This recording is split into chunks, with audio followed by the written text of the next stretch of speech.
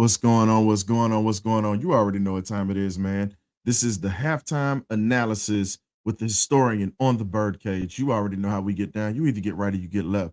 Let's go ahead and get into this thing.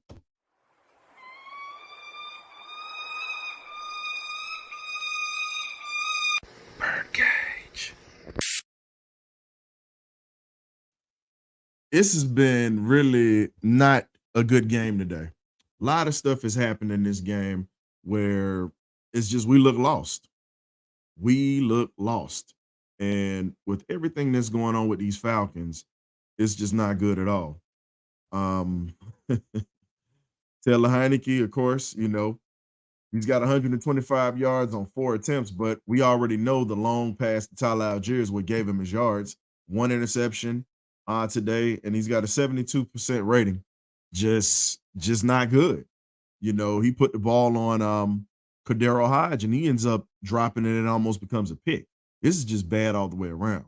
Justin Fields is showing out today. He's pretty much auditioning right now. So if the Bears don't keep him, he's pretty much auditioning for somebody else. He's 13 out of 17 for 166 yards, averaging 9 yards a pass with 1 touchdown, and he's got a rating of 126.1.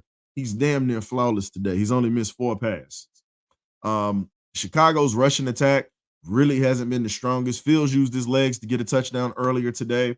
And then you have Rashawn Johnson, who was Bijan Robinson's backup at Texas, who truthfully is the better all-around back when you talk about power and you talk about the speed that guy has. He's a difference maker, and he's showing that today with the few carries that he's had. But today, Tyler Allgeier's got to eat. We're going away from a smash mouth game. Here's the thing. Running games and defense travels. Defense and running game travels, period.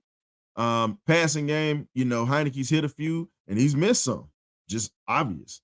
But at the end of the day, today should be a heavy dose of Tyler Algier and Bijan Robinson. The reason I'm speaking on that is because you got two guys that come out of cold weather, that pretty much played in cold weather majority of their career.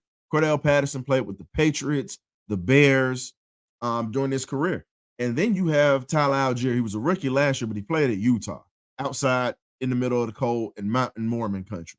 So with this being said, this is just pathetic. It's pathetic.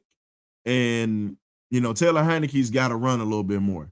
He was effective in that. He kept loosening that defense up a little bit. But this is on Arthur Smith. He got to go. Point blank period. Today is the day that Arthur Smith has to go. We literally have forgotten what we're doing. We literally look horrible on the defensive side of the ball today. You're playing zone. You're not blitzing. Justin Fields has too much time to sit in the pocket. And we've gotten cute with it. We've gotten cute with it today. Justin Fields has too much time to throw. DJ Moore is getting off on AJ Terrell, who's one of the best corners in the league. Now, he's literally going back to his Carolina days, making AJ look like he's struggling. And he has a quarterback that can get him the ball and put it in places where he can only get it. Now, the touchdown that he got on Jesse Bates, it was nothing else he could do. At this point, all I'm saying is this. Bring in Jim Harbaugh. He's getting ready to leave Michigan. He's not going to be around too much longer. Go ahead and bring in Jim Harbaugh. Yeah, a lot of people say he comes with baggage, but here's the thing. That baggage does come, but he comes with an offense, and he can actually coach quarterbacks and can actually scheme up an offense with the talent that we have to put points up. There's no way in hell that we should be right now in a position where we're struggling to get points. Young Way cool. I'm sorry. You're in a slump right now, but you've been inconsistent for a while, as K-Dub said earlier this week on the Birdcage. You've been inconsistent. And again, playing Chicago is like playing Atlanta. Let's just keep this real. They run the ball like we do. The difference is they have a better quarterback at that position, but they're a run-heavy team, and they rely on their defense like we do. It's old school. And I'm just saying, it's just Young Way Cool does not kick in freezing cold weather. That's his job, yes. But a 50-yard kick for him with the wind going in Soldier Field, if anybody has ever been to Chicago before, or if you're from the Chi-Town, You already know what that feels like pretty much to be in that weather, period. The Falcons got to focus in and get the job done. This is just a piss poor performance. We've forgotten what we're doing. And I'll say this, got to give it to D. Alford. He tried his best to score. He got tripped up at the end. That was a walk-in 6 before the half if he doesn't lose his footing. And we're still back in that ball game. But instead of being 1 touchdown down, we're still down 2 scores. Still time to, I'll say this, it's still time to bring up the possession. It's still time to have more possessions in this game and still time to put up points. But the question is Arthur Smith going to scheme this game perfectly and put us in the spot? Today, Justin Fields looks untouchable.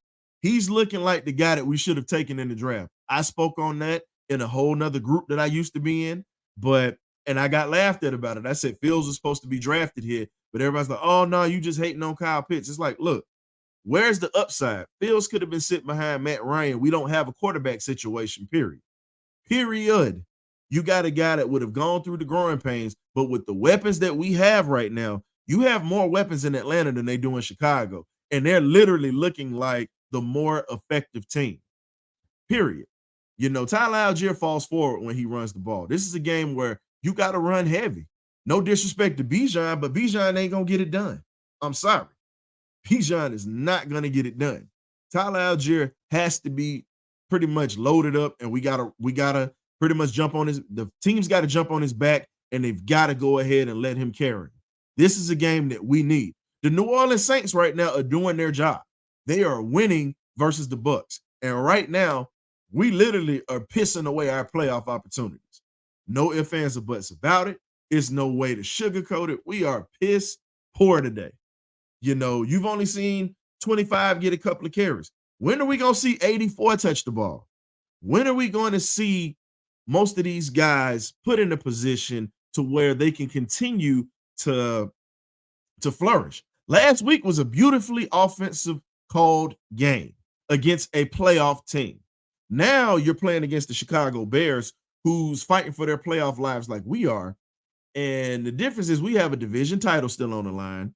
If we win today, we beat New Orleans next week, we got a chance to get into the playoffs and have a division title and have a winning season. I'm not saying that it's going to go anywhere, but it would be nice to have going into the offseason with momentum. Another losing season is it's laughable. It's laughable at this point because of all the weapons that you brought in. You literally have pissed away the season with bad play calling, with mismanagement, because you want to make your first round pick look great. And the thing is, your first round pick is getting beat down today. No ifs, ands, or buts about it. Bijan is not effective today. So all I'm saying is this, man. We've got to figure out what's going to happen in this offseason, because at this point, Arthur Smith got to go. You see my caption at the bottom, fire Arthur Smith. I've been on this bandwagon pretty much since we lost to Minnesota to a guy that walked in off the street and just beat us. So all I'm saying is this has got to change. And until this changes, we're going to continue with the mediocrity that we've had for years. And it's just bad that you're wasting a great defense that you have right now. Your defense is in the top 10. You have one of the league's best red zone defenses, period. And when you have one of the best red zone defenses, you've got to capitalize when they give you opportunities. You can't piss it away trying to prove critics wrong. That's all it is. So all I'm saying is this: take advantage of what your defense is giving you. They're a 38% defense in the red zone. They couldn't hold that offensive line out when they were that close, but they've been keeping them at bay. So again, the interception before the half with Taylor Heineke just throwing it up and not looking to see what their defense is, that was just wasted. That was a wasted possession. You cannot waste possessions game in and game out. You can't do that because you're not going to win ball games. The object of the game is to not turn the ball over, period. As Herm Edwards would say, you play to win the game. And apparently Atlanta doesn't want to win. So my thing is this, and I'm going to say this, and I'm done with the halftime report because we're going to have a lot more to come after the game today. You've got to start cleaning house from top to bottom. Arthur Blank, get a backbone. The same way that you won't draft a quarterback that looks like Michael Vick, go ahead and have that same backbone with a jellyfish type of coach that you have. I'm speaking up today. It's just what it is. Start holding these guys that are in the front office accountable. Get rid of Rich McKay. Let him run the Atlanta United. He's doing a phenomenal job with that. But for now, he got to go. You've got to get a president of operations in there who definitely understands winning right now. Terry Fontenot, promote the man. He's already cleared the cap space for you. He's already built you a championship winning defense. All he's got to do is add pieces to it. Now you bring in a Lewis Reddick. Get him out of the booth. That man is more than qualified to be a GM. You'll have two bright minds in that front office, period. And then you got to go get a better head coach. Jim Harbaugh is on his way out of Ann Arbor right now after the playoffs. He's coming to the NFL. Give him a job. If you're not going to go with Steve Wilkes or any of these other coaches, give this man a job because he pretty much took that 49ers team to 2 NFC championship games and a Super Bowl with Colin Kaepernick. And he definitely backcapped when the stuff was going on back in the day. I'm not going to get political with it because it's not the right time and it's not the show for that. But I'm just saying, you want a guy that's going to stick up for his players and you want a guy that's going to do any and everything to win. That's what we're missing in Atlanta. So until after the game today, ladies and gentlemen, all I'm gonna say is this: it's time to ride out. Let's support these boys in the last 30 minutes of this ball game, and let's go ahead and see if they're gonna pull this out. But at the end of the day, I already can tell you right now, my boys and my people in the BirdCage crew right now, the magnificent BirdCage crew, definitely have been cooking behind the scenes. Y'all gonna definitely like this show afterwards today, win or lose. So I'm the boy, the historian. You already know what time it is. You either get right or you get left. Fire Arthur Smith. I'm starting the petition. Let's go. It's the BirdCage halftime report. Right.